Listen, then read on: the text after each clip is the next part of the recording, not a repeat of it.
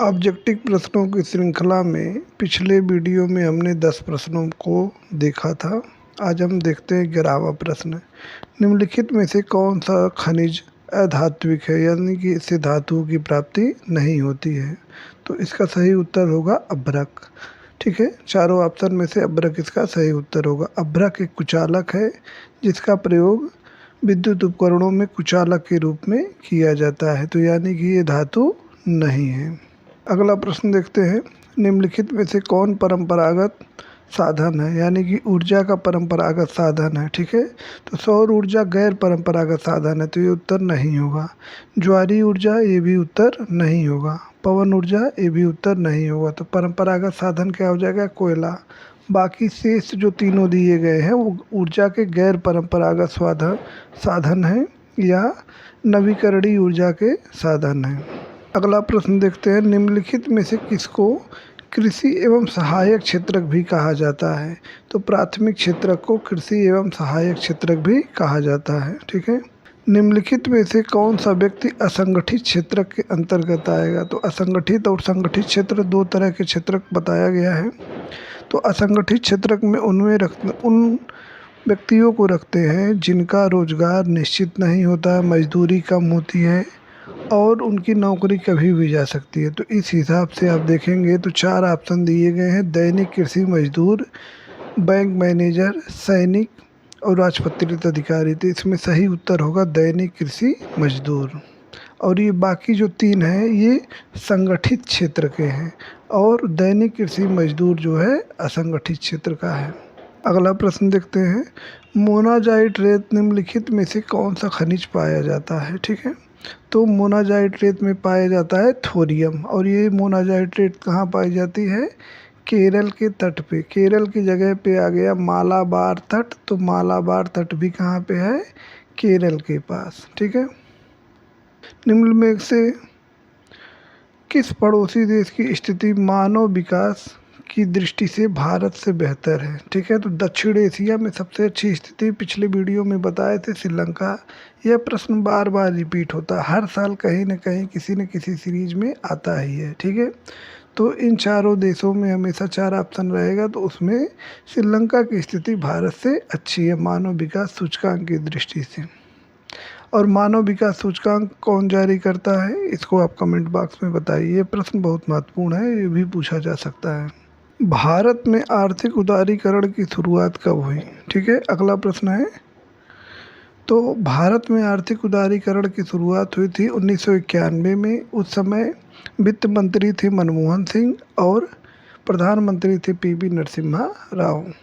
निम्नलिखित में से अधिकांश प्राकृतिक प्रक्रिया से उत्पादन किया जाता है। प्राकृतिक प्रक्रिया का सर्वाधिक उत्पादन किया जाता है कृषि में, पशुपालन में। तो ये सारे क्षेत्रक आएंगे प्राथमिक क्षेत्रक के अंतर्गत।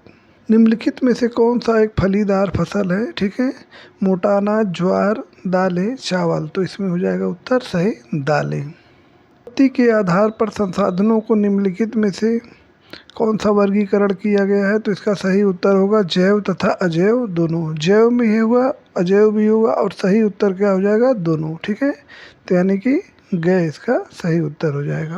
प्रथम अंतर्राष्ट्रीय सम्मेलन किस नगर में आयोजित किया गया? तो इसका सही उत्तर होगा रियो डी जेनेरो। ठीक है, रियो डी जेनेरियो, या ये कहाँ पर है?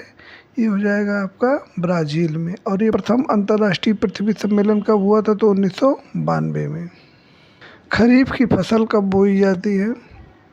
तो खरीफ की फसल बरसात के समय होती है, तो ये बोई जाएगी जून और जुलाई के समय में।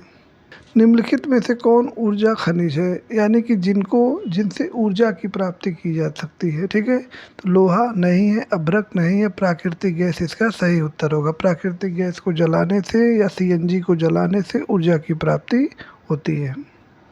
आधारित उद्योग का उदाहरण है, यानी कि कच्चा माल हमको कृषि से जो प्राप्त होगा वो हो जाएगा कृषि आधारित उद्योग। तो इसका उत्तर हो जाएगा सूती एवं वस्त्र उद्योग। क्यों? क्योंकि ये कपास पर आधारित है। इसी तरह चीनी उद्योग भी कृषि आधारित उद्योग हो सकता है, यानी कि कच्चा माल अगर कृषि से प्राप्त होगा तो उसे हम बोलेंगे कृषि आधारित उद्योग। भारतीय रेल को कितने खंडों में बांटा गया है? प्रखंडों में। प्रखंड का मतलब होता है जोन। तो भारतीय रेलवे के जोन की संख्या है 18, कहीं कहीं पर 19 दिखाई देगा। तो 19 इसलिए है क्योंकि कलकत्ता मेट्रो को भी ले लेते हैं। कलकत्ता मेट्रो को छोड़ करके 18 प्रखंड बचते हैं जो भारतीय रेल के अंतर्गत आते हैं। सूचना एवं संचार प्रौद्योगिकी को किस आर्थिक क्षेत्र में रखेंगे? तो इसको रखेंगे सेवा क्षेत्र में। और सेवा क्षेत्र किसके अंतर्गत आएगा? तृतीयक क्षेत्र के अंतर्गत। उपभोक्ता सुरक्षा अधिनियम किस वर्ष पारित हुआ? ये प्रश्न बार बार आएगा। ठीक है, तो कब पारित हुआ था? वर्ष 1986 में। किसी देश का आर्थिक विकास आधारित होता है तो प्रति व्यक्ति आय, औसत साक्षरता, लोगों की स्वास्थ्य की स्थिति, ये सभी। ठीक है, तो कक्षा 10 के हिसाब से एक बात बता दें, जब भी ऑप्शन में ये सभी आ जाए और हमें उत्तर न आता हो तो ज़्यादातर प्रयास करिएगा ये सभी मारने के लिए। ठीक है, क्योंकि आपको प्रश्नों की प्रकृति इस प्रकार की होती है जिसमें ये सभी वाले उत्तर ज़्यादा सही हो सकते हैं। ठीक है, मनरेगा कार्यक्रम किस वर्ष प्रारंभ हुआ? तो मनरेगा कार्यक्रम प्रारंभ हुआ 2006 में, लेकिन इससे संबंधित अधिनियम पारित किया गया था 2005 में। इसलिए इस ऑप्शन में नज़दीकी सही उत्तर हो जाएगा वर्ष 2005। सोपानी कृषि किस राज्य में की जाती है? तो सोपानी कृषि जो है, सोपानी कृषि का मतलब हो गया सीढ़ीदार कृषि, यानी कि सीढ़ी बना करके कृषि करना। यह कृषि की जाती है पहाड़ी क्षेत्रों में। तो पहाड़ी क्षेत्र हमारा हो जाएगा, पंजाब में नहीं है, हरियाणा में नहीं है, उत्तराखंड हमारा पहाड़ी क्षेत्र है। तो सोपानी कृषि कहाँ की जाएगी? उत्तराखंड में। ठीक है, निम्नलिखित में से कौन सी रोपड़ कृषि की फसल है? ठीक है, तो रोपड़ कृषि की फसल हो जाएगी कहवा या काफ़ी। चाय भी रोपड़ कृषि की ही फसल होती है। ठीक, निम्नलिखित में से कौन सा आधारभूत खनिज है? ठीक है, तो आधारभूत खनिज हो गया लौह अयस्क होगा। ठीक है, और आधारभूत उद्योग पूछेंगे तो लोहा इस्पात उद्योग को आधारभूत उद्योग कहते हैं। ठीक है, देखिए निम्न में से कौन गैर परंपरागत ऊर्जा का साधन है? तो गैर परंपरागत ऊर्जा का साधन क्या हो जाएगा? सौर ऊर्जा। ठीक है, ये बाकी शेष तीनों परंपरागत ऊर्जा के साधन हैं। पवन ऊर्जा, सौर ऊर्जा, ये सब गैर परंपरागत ऊर्जा के साधन हैं। अगला प्रश्न देखते हैं, भारत के किस नगर को इलेक्ट्रॉनिक उद्योग की राजधानी कहा जाता है? तो बेंगलुरु को कहा जाता है, क्योंकि ये सॉफ्टवेयर और कंप्यूटर इंजीनियरिंग के लिए महत्वपूर्ण है। ठीक है, तो या फिर पूछा जाए कि भारत की सिलिकॉन वैली किसे कहा जाता है? तो उसका उत्तर भी होगा बेंगलुरु। ठीक, भारत में परिवहन के प्रमुख साधन क्या हैं? तो भारत में परिवहन के ये सभी प्रमुख साधन हैं, लेकिन इन सब में सबसे जो प्रमुख है वो है सड़कें। ठीक है, अगला प्रश्न देखते हैं, सड़क परिवहन भारत का सबसे महत्वपूर्ण परिवहन साधन है।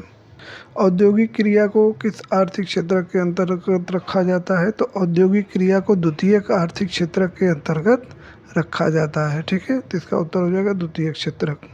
ये प्रश्न देखिए फिर आ गया, मानव विकास सूचकांक की दृष्टि से किस देश की स्थिति उच्चतम है? तो दक्षिण एशिया के जब देशों का नाम रहेगा तो उसमें श्रीलंका की स्थिति सबसे अच्छी है, भारत से भी अच्छी है। राष्ट्रीय उपभोक्ता दिवस कब मनाया जाता है? तो राष्ट्रीय उपभोक्ता दिवस मनाया जाता है 24 दिसंबर को। अगला प्रश्न देखिए, बहुराष्ट्रीय कंपनियों द्वारा निवेश का सबसे सामान्य तरीका है? तो नए कारखानों की स्थापना, स्थानीय कंपनियों को खरीदना, स्थानीय कंपनियों के साथ साझेदारी। तो ये तीनों ही तरीके हैं और इन तीनों के लिए चाहिए क्या? धन। तो धन का निवेश इसका उत्तर हो जाएगा। धन का निवेश करके सरकारी कंपनियां, बहुराष्ट्रीय कंपनियां किसी देश में अपने पैसे को लगाती हैं।